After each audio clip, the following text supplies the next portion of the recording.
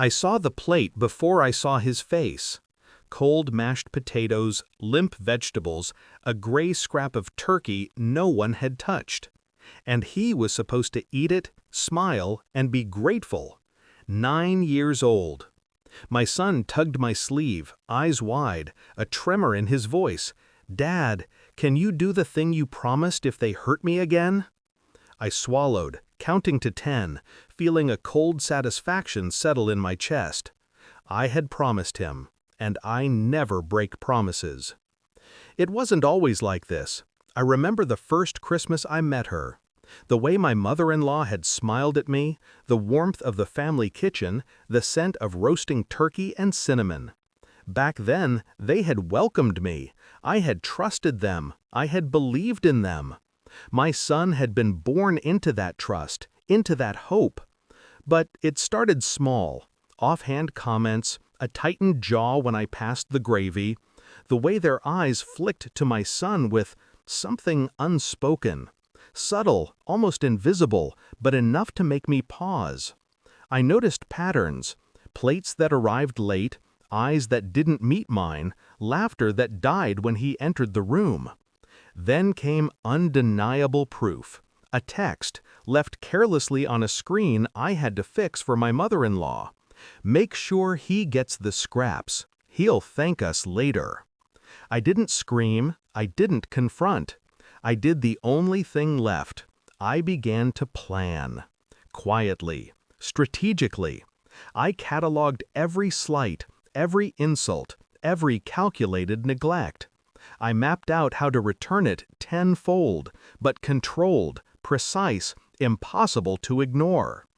I bought time like a chess player. I learned their schedules, their weaknesses. I made phone calls, gathered receipts, noticed alliances.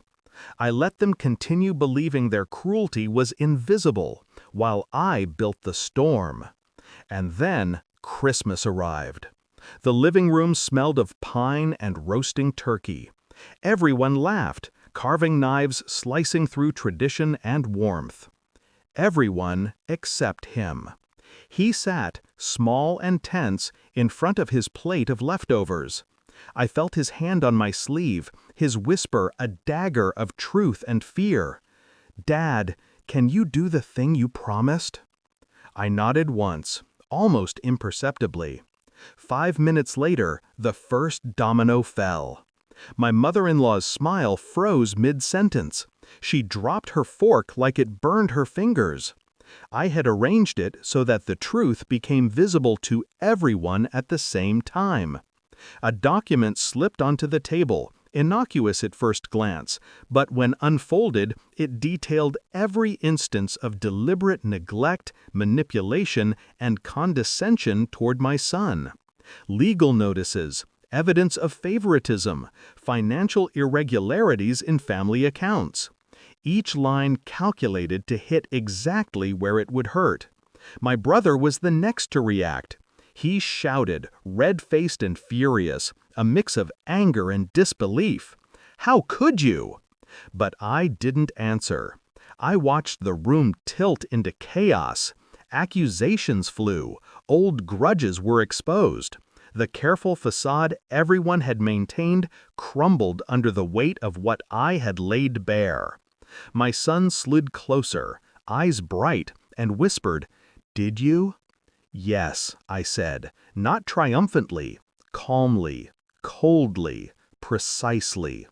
The beauty of revenge isn't in shouting or violence, it's in inevitability.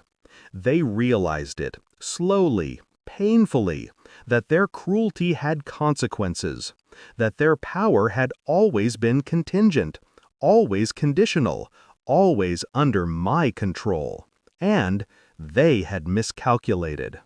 I watched my mother-in-law turn white, her hands trembling over her glass. I watched my brother's chest heave, words catching in his throat as the room spun around him. Everyone else was frozen, the kind of silence that fills every corner of the house, heavy and suffocating. I had given them the truth in its purest, most undeniable form. No lies, no dramatics, just evidence. timing, and a quiet, inexorable delivery. And then the release. My son smiled, small but real. Relief softened his face. Gratitude, yes, but something deeper. Trust restored. I had promised him safety. I had promised him justice. I had delivered. I left the room for a moment, breathing slow, steady, savoring the calm after the storm. The chaos would fade, tempers would cool, apologies might never come, but it didn't matter. I had done what needed to be done. In the end, it wasn't about punishment, it was about balance, about showing him and myself that cruelty has limits, and that protection isn't passive, it's strategic, deliberate, and sometimes terrifying in its precision.